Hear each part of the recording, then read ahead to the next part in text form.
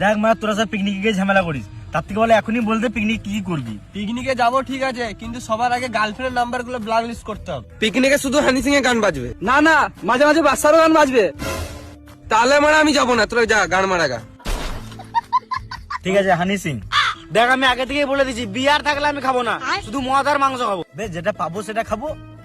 মুরগির মাংস কিন্তু খাবো না, খাসির মাংস খাবো।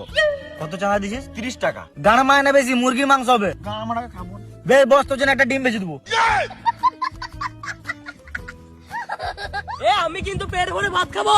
ভাত ফাত হবে না, শুধু মদ আর মাংস হবে। একটা সব থেকে বেশি ইম্পর্টেন্ট কথা, আমাদের পিকনিকে প্রতিবার এই ডিস্টার্বটাই হয়, রানতে রানতে মেয়ে দেখা হবে না। তাহলে তোর পিকনিক তুই গাঁড়ে ভরে নে। বেশ আয় আয়, রান্না বন্ধ রেখে মেয়ে দেখবো।